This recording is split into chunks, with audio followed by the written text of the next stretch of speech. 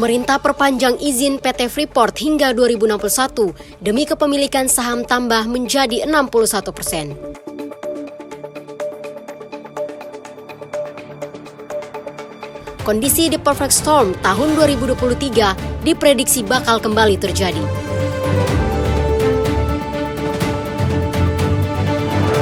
Sejumlah emiten dilansir BPS menopang pertumbuhan ekonomi pada kuartal 1 tahun 2024.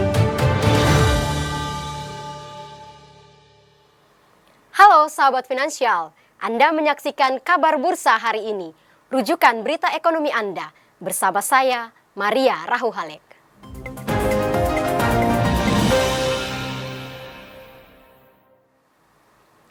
Pemerintah telah memperpanjang izin usaha pertambangan khusus PT Freeport Indonesia selama 20 tahun hingga tahun 2061.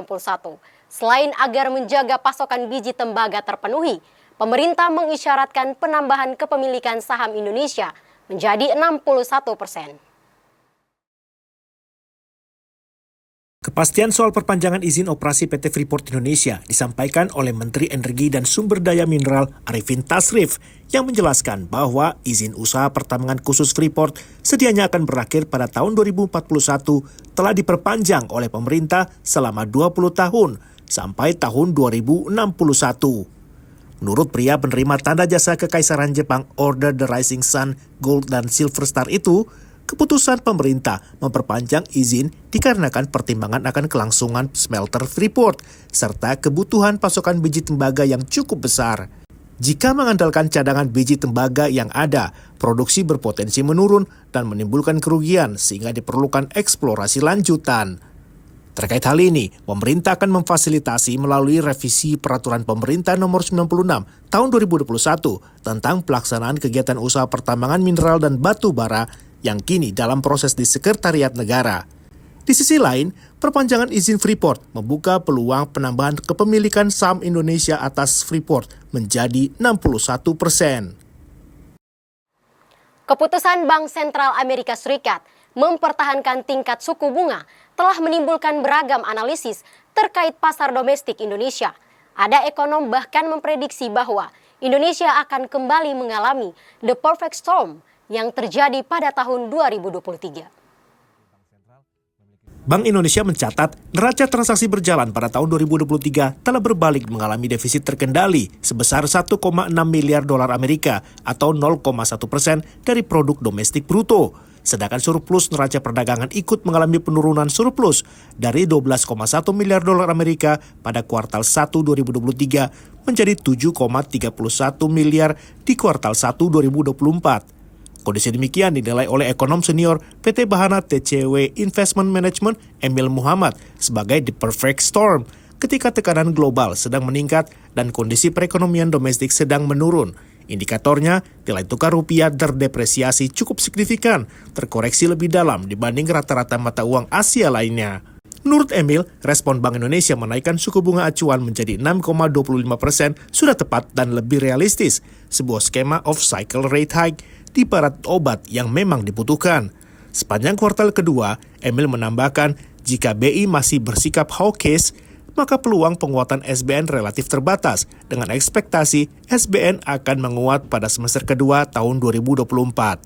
Jika stabilitas pasar obligasi global membaik serta tekanan pada rupiah berkurang, Bank Indonesia akan memiliki ruang untuk tetap melakukan pemotongan suku bunga menjelang akhir tahun.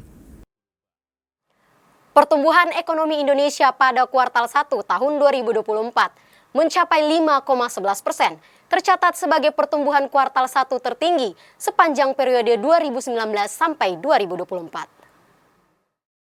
Badan Pusat Statistik melaporkan pertumbuhan ekonomi Indonesia pada kuartal 1 tahun 2024 tercatat 5,11% secara tahunan dengan pencapaian produk domestik bruto terkonstruksi 0,83% dibandingkan kuartal 4 2023. Tim riset PT Reliance Sekuritas menyimpulkan bahwa pertumbuhan didorong oleh belanja pemerintah dan konsumsi masyarakat di tengah realisasi belanja pemilu serta permintaan selama bulan Ramadan dan Lebaran.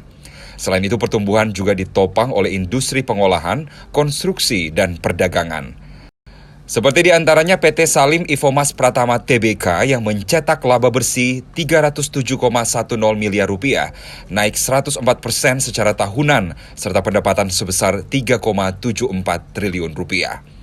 Kedua, PT Adi Sarana Armada Tbk yang mencatatkan laba bersih sebesar 71 miliar rupiah, naik 37% secara tahunan, dengan pendapatan naik 3,1% menjadi 1,18 triliun rupiah. Ketiga, PT Era Jaya Swasembada Tbk yang membukukan laba bersih 255,26 miliar rupiah, naik 8,39%. Dan terakhir, PT Kalbe Farma Tbk yang mencetak laba bersih 957,56 miliar rupiah, naik 11% secara tahunan dengan volume penjualan naik tipis 6,36% menjadi 8,36 triliun rupiah. Demikian sahabat finansial, kabar bursa hari ini. Jangan lupa ikuti terus berita teraktual, analisa pasar mata uang serta investasi di portal berita kabarbursa.com. Saya Maria Rahu Halek, pamit undur diri. Sampai jumpa.